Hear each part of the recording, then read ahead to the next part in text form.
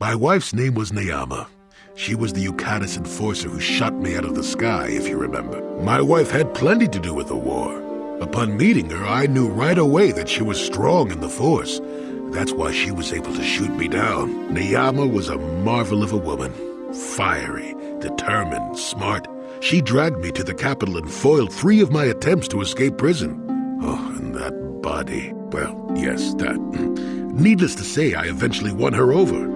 That was after I kidnapped her upon being broken out of the Yukata's prison, mind you. But, that's another story entirely. At any rate, I wanted to train her in the Jedi way. The Council refused my request, naturally.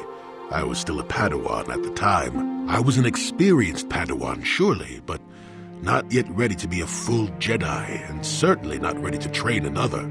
Especially not one so old as my wife. Nayama was intrigued by the idea of becoming a Jedi. She liked the idea of power too much, perhaps, but I certainly didn't see that at the time. I believed in her and trained her in secret.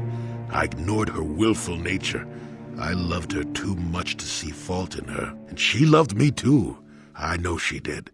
At the time, our love was a shared bliss, better than anything I had known before or since. Nayama was inspired by Exar's promises of a new golden age.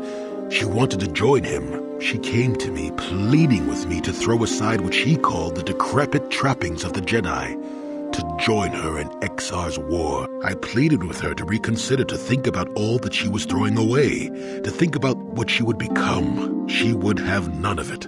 Finally, in frustration, she attacked me. She drew her lightsaber and attempted to strike me down. It was a scene being repeated everywhere throughout the galaxy. Pupil against master.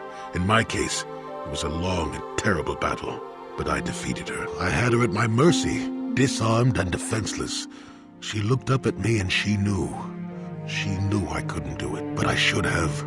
Sometimes I convince myself otherwise, but it's no use. She had fallen to the dark side when she raised her saber against me. Yes, I think she truly fell the moment she raised up her saber against me. I've played that instant in my head so many times. Sometimes I convince myself that I couldn't have done otherwise, that I couldn't have seen that she had truly fallen to the dark side. But yes, I was a fool, and I let her go. To my shame, she went on to kill many Jedi during the war, until she herself was slain in the final battle. I grieved for her death, inevitable as it was, even as the Jedi Council put me on trial for my actions once the war was over. I had trained Nayama against their wishes.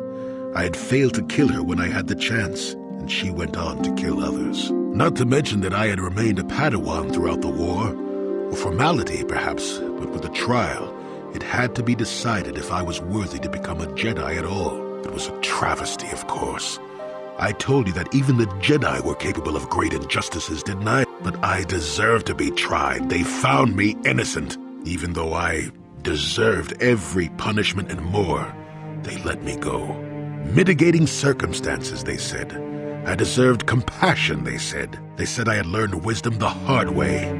For all I had done during the war, they wished to raise me to full Jedi status at long last. That was when the Jedi left me.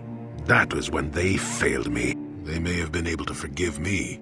I could never forgive myself. It is all so long ago, lost in the winds, I suppose.